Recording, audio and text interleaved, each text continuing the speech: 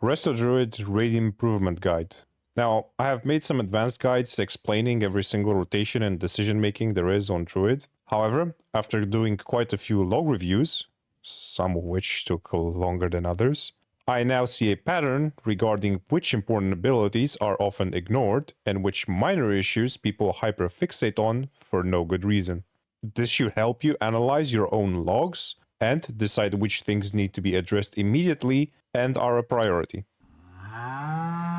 First and most important is swiftmend uptime and targeting. Check your log, go to casts, select yourself, then in the swiftmend section, you should see a number above 4 in the CPM column. Remember, swiftmend cooldown is usually reduced below 12 seconds. The easiest and arguably optimal way to use swiftmend would be to place Life Bloom and 2 rejuves on a tank, and then repeatedly swiftmend him on cooldown, regardless of current HP. Soul of the Forest grants 2 extra rejuves or regrowths with 60% buff, totally 360% bonus on cast. Then there is Verdant Infusion, extending the 2 rejuves for 8 seconds each, totaling 100% more of a rejuve. This is a 480% bonus each time you press swiftmend. And this is not mentioning extending Life Bloom, helping with that uptime as well. And the massive triggers of our buffed Life Bloom Apex talents. Swiftmend has always been a central part of Druid that requires a lot of attention, and improving overall casts will be your biggest heal increase early on. Overall uptime, which can be described as casts per minute. Again, casts, click your character and check CPM in the overall section. Now, I can already hear through the internet cable and into the future how some of you are rolling your eyes. I mean, of course you cast spells to heal. Stupid fucking video. Okay, sure, but you have to understand how relevant this is for us compared to other classes. For a paladin, having 5% less casts with, say, 20 Holy Shock, Flash of Light, and Light of Dawn combos means 1 less combo, which, when factoring cooldowns, is about a 3 to 4% heal loss. For druids that have a ramp burn combo of, say, 12 rejuves and 8 regrowths, this results in 1 less cast per combo, so a 5% loss. If that one cast happens to be a rejuve, then all further regrowths have 8% less crit. And since they crit for 260%, that is a total of 20% less regrowth healing. So, a 7% total heal.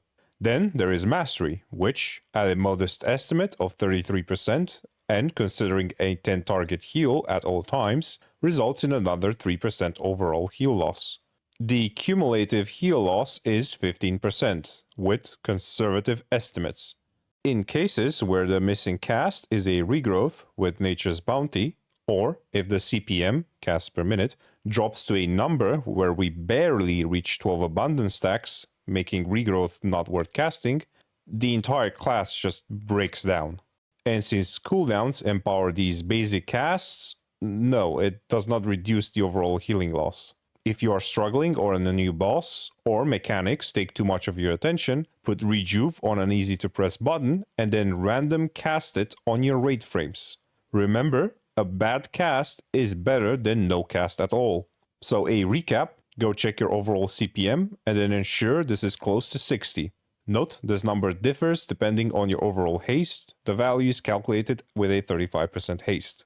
Cooldowns. Now, overall CPMs for this is usually okay for most of you. However, people don't really seem to understand that due to Druid's synergistic nature, CDs cannot be cast randomly. They require ramps. Both Trank and Convoke extend current HOTS on target. Yes, even Convoke, it casts a number of weird 2-second extends. How many?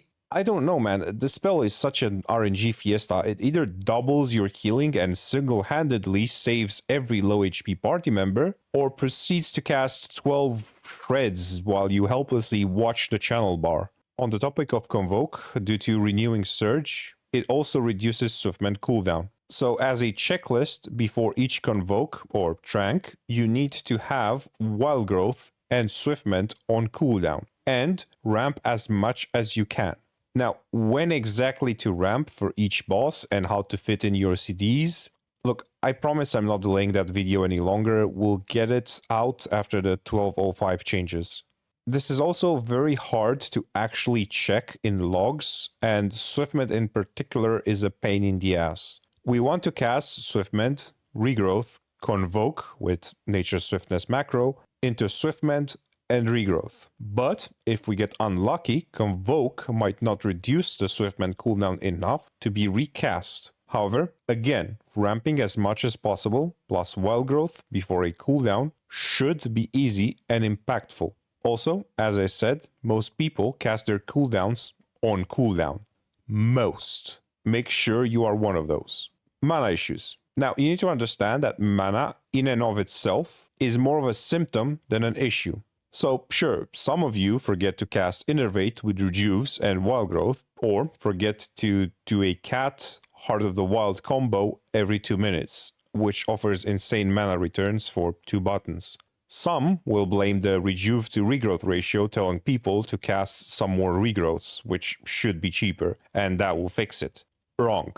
This is just another symptom, not the cause. Every single log review that I did, we first worked through the previous points of swiftmend, cooldown, and overall uptime, plus innervate usage, and then the mana problems magically went away. For druids, the more we cast, the less mana we use.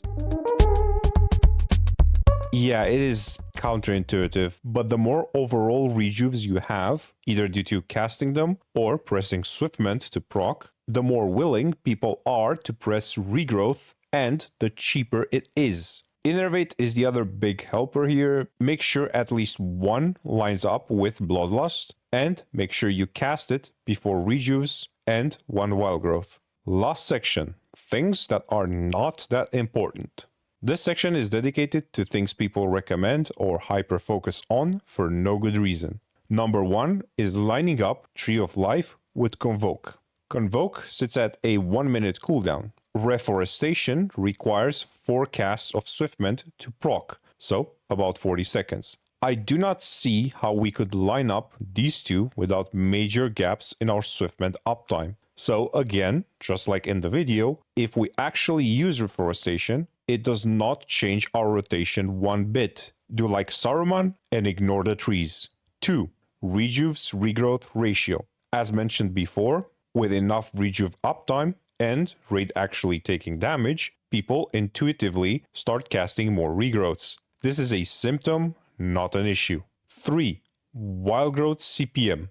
Obviously, we would want 100% uptime with 6.6 casts per minute. However, as long as it is above the Swiftmend casts, it's okay. Yes, Wild Growth heals for quite a bit right now, especially due to Embrace the Dream and Unstoppable Growth, which will go away soon. And it is important to have high CPM on it, but I feel like most people somehow already have a decent CPM here.